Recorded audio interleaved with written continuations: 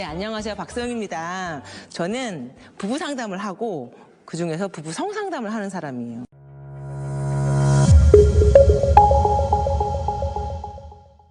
리스 기준. 뭐 한 달에 한 번, 뭐 두 달에 한 번, 뭐 1년에 6번 이런 기준이 있어요. 근데 기준은 뭐냐면 내가 외로우면 그게 기준이에요. 내가 좀 외로워. 부부 관계가 없어서. 어떠세요? SY 휘님은 어떠세요? 그리고 이런 게 이제 궁금해진다. 뭔가 보통 다른 사람들은 부부 관계를 얼마나 해? 어느 정도 해야지 되는 거야? 우리는 부부 관계가 좀 없는 것 같아. 왜냐면 내가 남편하고 관계가 없으니까 좀 외롭거든. 남편이랑 좀 하고 싶거든. 이런 마음이 드는 게 바로 리스예요. 그럼 일주일에 한 번 하는 거는 리스는 아니겠네요? 리스는 아닐 수 있죠. 리스는 아닐 수 있는데 이런 커플들은 그럼 왜 일주일에 한 번이 왜 궁금해졌을까요? 더 하고 싶다는 거죠. 그럼 이거는 이제 욕구 갈등으로 들어가요. 욕구 갈등. 리스는 이제 거의 뭐 1년에 한 6번 이하? 6번 이하의 커플들을 말하고 이거에 문제가 생겼어. 뭔가 막 심리적으로, 신체적으로 뭔가 어려움을 느껴. 막 나는 충분할 것 같은데 남편이 좀 리스인 것 같다고 설명을 하신다. 맞아요. 주에 1회씩을 하시나요? 횟수는 어느 정도 되는 것 같아요, 지금? 횟수는 얼마 정도 하시는 것 같아요?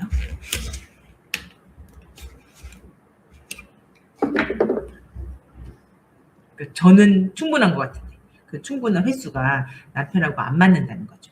그러면 이거는 리스보다는 욕구 갈등이고 남편이 리스를 생각하는 이유는 이게 뭔가 정당한 근거가 필요한 거죠. 나는 좀 더 하고 싶고 너를 좀 더 원해란 말이 좀 어렵고 다른 부부들은 기준은 이거야. 우리 기준은 미달돼. 그러니까 더 해야 되는 것 같아. 라고 이제 자기 의견에 뭔가 설득력을 주고 싶은 거죠. 보통 사람이 생각하는 이제 그 설득력을 주고 싶어서 이제 저런 기준을 보통 선택해요. 중요한 거는 남편이 뭔가 좌절되고 있다. 그래서 그걸 하기 위해서는 해결해야 된다. 해결하기 위해서는 너랑 나랑 성생활에 이제 문제가 있다는 것을 이제 이슈화해야 되고 이런 단계들이 필요하거든요. 네, 그래서 리스의 기준은 월, 연 6회 이하인데 이게 한쪽이 힘들면은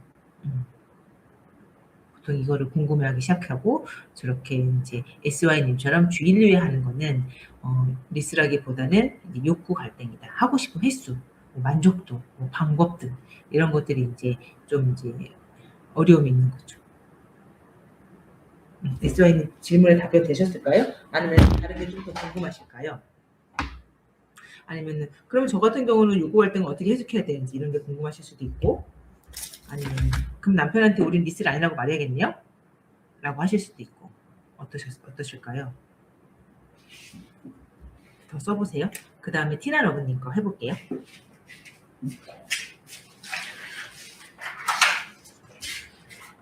약간 추울 때는 다들 차 한잔 하시면서 이 따뜻한 방에 들어가 계시길 바라겠습니다.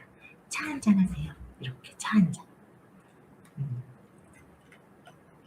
SY님은 더 리스트 기준 같은 게 있어. 그럼 이제 이거를 남편한테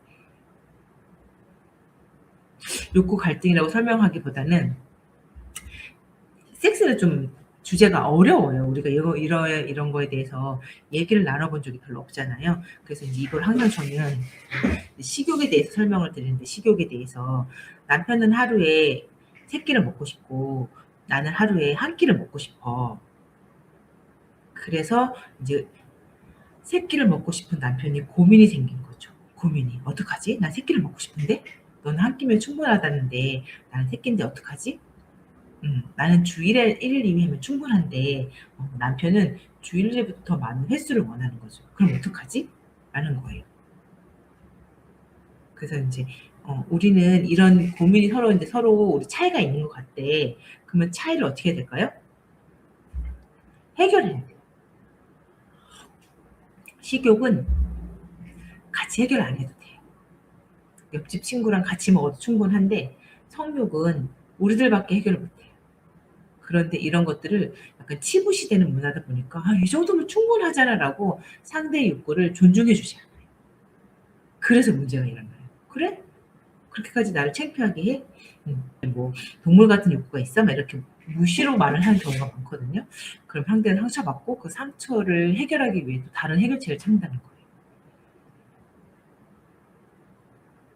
그래서 이렇게 좀 그래서 제가 그 성생활을 이야기하기 전에 해야 될 것들에 대해서 제가 이제 살짝 써왔는데 첫 번째, 비난이 없어야 돼요. 비난. 이건 좋고 나쁨의 문제가 아니라 다름의 문제예요. 너는 2번, 나는 1번. 넌 일주일에 3번, 난 일주일에 1번. 나는 밥을 하루에 3끼, 너는 1끼. 이걸 비난할 거리가 없는 거잖아요. 안녕하세요. 그리고 비밀 유지. 대화 내용은 다른 사람에게 말하지 않는다. 그리고 동의 우선. 어떤 이야기면 불편하면 말할 수 있다. 나 이거 근데 여기가 좀 불편한데? 이런 얘기를 좀 안 했으면 좋겠는데? 이런 것들을 이제 상대한테 동의를 구하고 할 수 있다는 거죠. 그래서 이런 3가지 기본 원칙, 비난이 없고, 그리고 우리 사이의 비밀을 유지하고, 그리고 어떤 의견도 내놓을 수 있다. 비판 없이 어떤 의견도 내놓을 수 있다. 그런 상태에서 이 욕구 갈등에 대한, 그러니까 좀 우리 성욕 차이에 대한 이야기를 남편이 뭘 더 원하는지, 어떤 걸 더 원하는지를 이제 터놓고 얘기할 수 있도록, 그럼 내가 그걸 수용할 수 있는지, 수용할 수 없는지를 이제 하면 되거든요.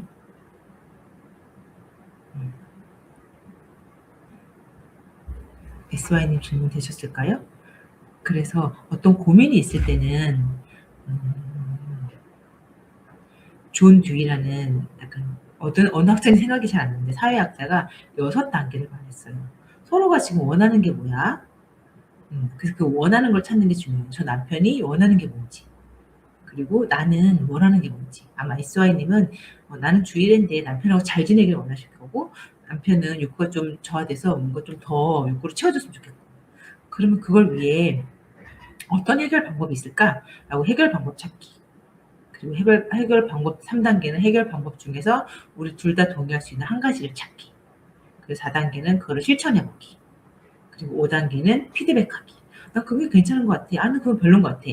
6단계는 그걸 유지하기 혹은 다른 방법 찾기.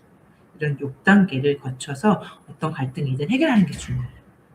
갈등을 묻고 가면은 이거는 이제 우리의 큰 문제, 씨앗이 되는 경우가 많거든요. 이제 그렇게 해결해 보시길 바라겠습니다.